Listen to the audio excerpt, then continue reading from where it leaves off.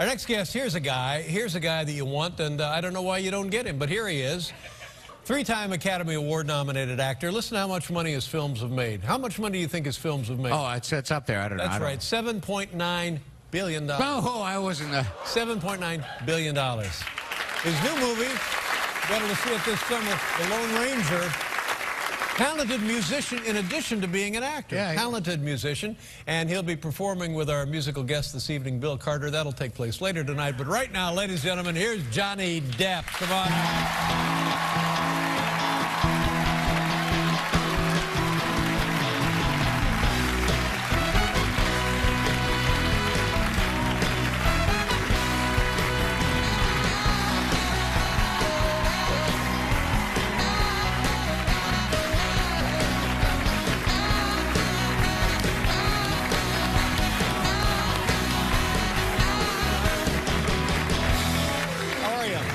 Good. Thank you so much for being on the program tonight. This is exciting. Now, here's how dumb I am. I didn't realize that when you wanted to be in show business, it was going to be as a musician.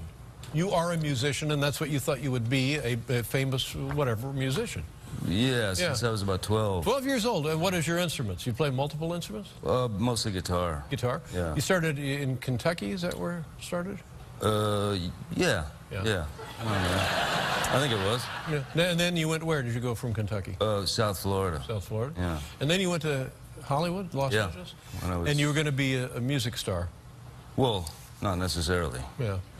But you wanted to pursue I was going to be a music. guitar player. Going to be a guitar player. Yeah. And where did you see yourself as a guitar player? As like a really good, like a studio guy, a not solo actor? Not particularly good, no. Oh, not good? No. But I was all right. But you had never thought about acting? Never once, no. That's crazy, isn't it? Yeah. Yeah. So, look at us now. Yeah. So, so what was the turning moment? You're out there in California, you have your guitar, and suddenly you're an actor. Well, the sudden realization of, you know, rent, bills. You know, when that pops into your head, and you realize at some point you'll have to deal with the inevitable. But, you know, that story often goes the other way. Yeah. So, somebody goes out there to be an actor, and suddenly you got no money, so they go to play the guitar to make money. You did it just the opposite. Weirdly. Yeah. Yeah. How did somebody get your first gig if you were a guitar player? Because that means you weren't actually out there auditioning. No, my band moved from Florida to Los Angeles. What was the name of the band? At the time, we were called the Kids. The Kids. We actually were kids at the time. And so you and the kids are out there. Yeah. Yeah. Well, I mean, literally, you and the kids are out there. Yeah. And so then what happens? You know, did some opening act stuff, that kind of thing, and. Who did you work for? Open up for?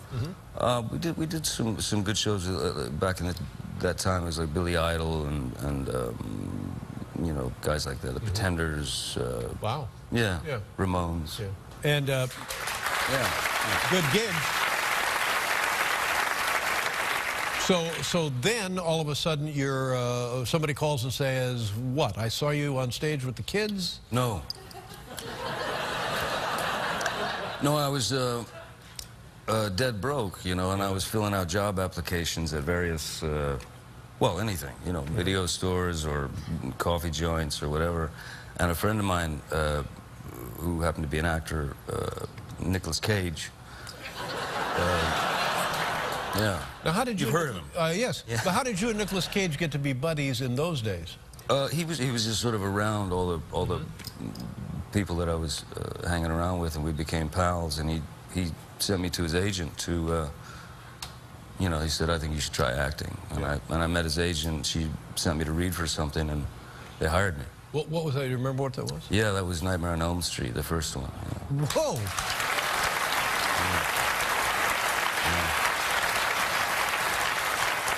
That's pretty good. I was about 3 when I did it.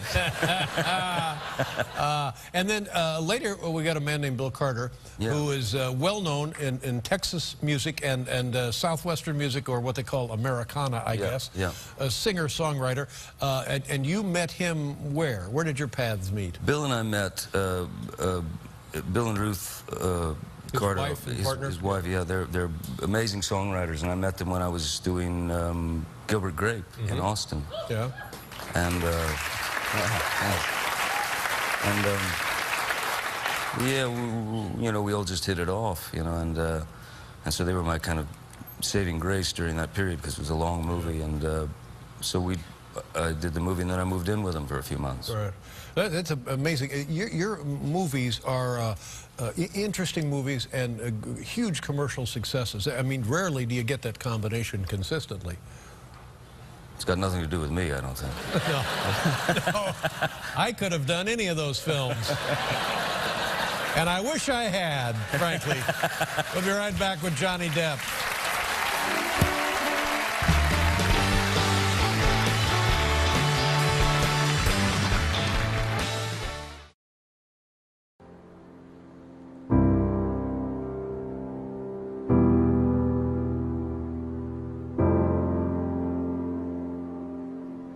I've been roaming around, always looking down at all I see. Painted faces fill the places I can't reach. You know that I could use somebody.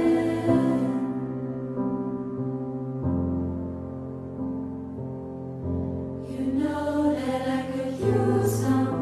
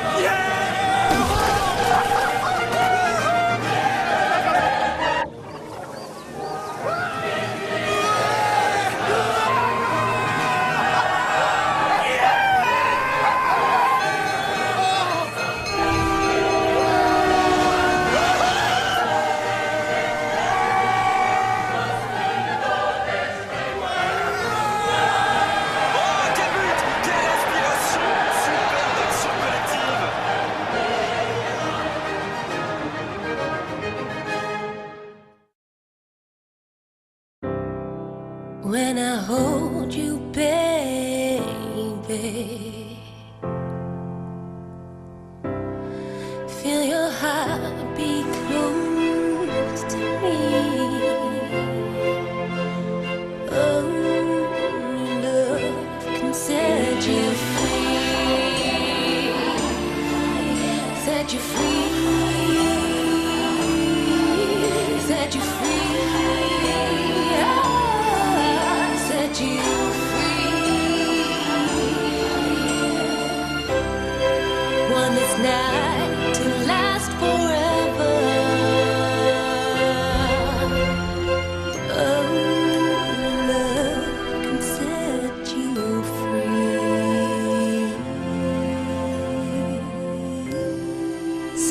special for everyone. Christmas at Matalan.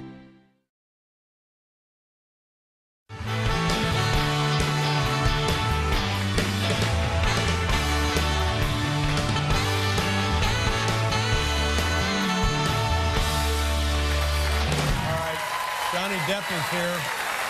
I can't thank you enough for being here. It's a nice night for us, and I hope it's for you as well, because you're here with your friend, and we're going to hear some music later. Yes, sir. Let's talk about The Lone Ranger. Oh, I'm so excited for this movie. This is excellent, and you're not the Lone Ranger. I'm not. You're his faithful companion, Tonto. I play Tonto. Yeah. Do you mind if I just show these? Oh, sure. These are great. And the Lone Ranger is, of course, who's the Lone? Army Hammer, yeah. And that's you. He's terrific, yeah. He's great.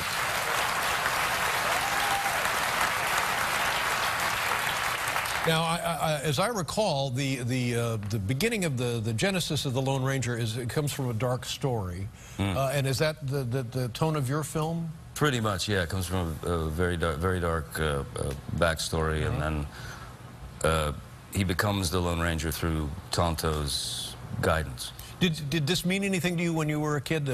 Maybe after the radio broadcast, but it was a TV show as well. Yeah. Did you like the Lone Ranger in those days? I did. I liked watching the series. I was always somewhat confused about Tonto's position. I always thought, well, why does Tonto go and have to do this? And why is he sending the Indian off to go? Right.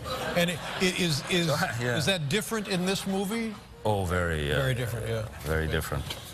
This looks like a painting. This looks like a Charles Russell rendering, doesn't it? That's fantastic. You look.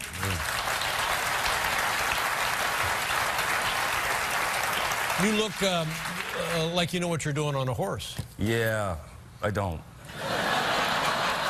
That was probably about 2.5 seconds before everything went very sideways. But I'm telling you, I mean, forget the movie. I'd pay $10 just to look at this picture.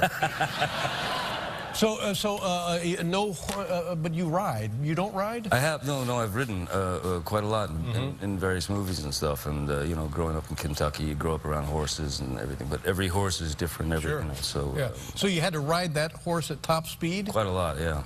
How did that go? Went pretty well up until a point. Yeah.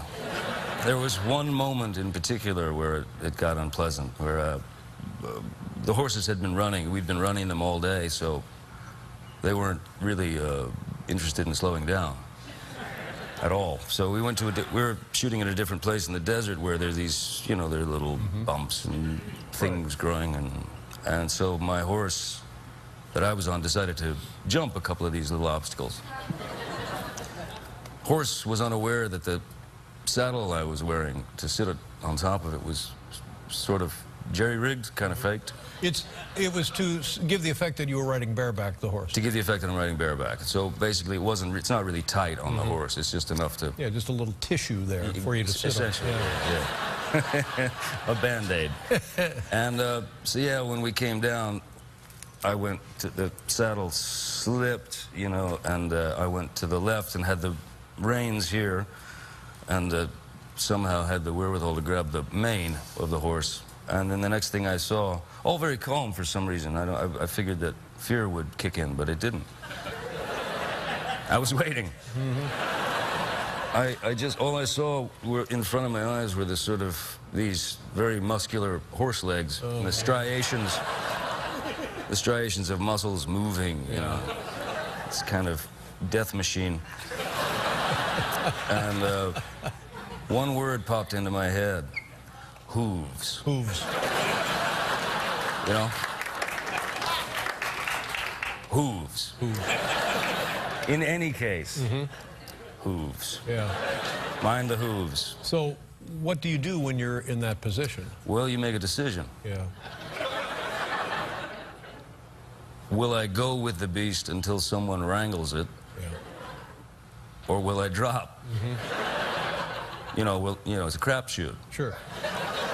And what did you choose? I dropped. You dropped. Now, when you... I mean, you know,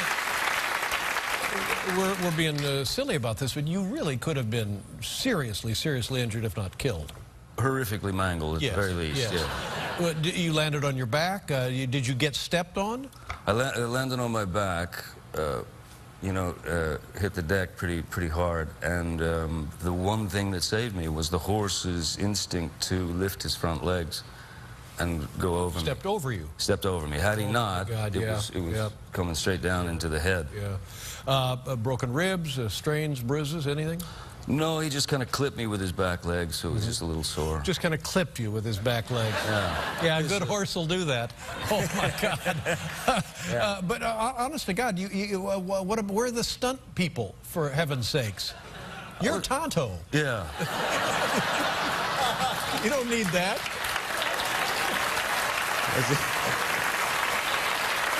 Well, It's the exact same question I asked. yes. I can't wait for this film. Now, when we come back, your Yes, friend Bill Carter will be here. We'll talk more about Bill and the music we're going to hear later. Johnny Depp is here. We'll be right back, everybody.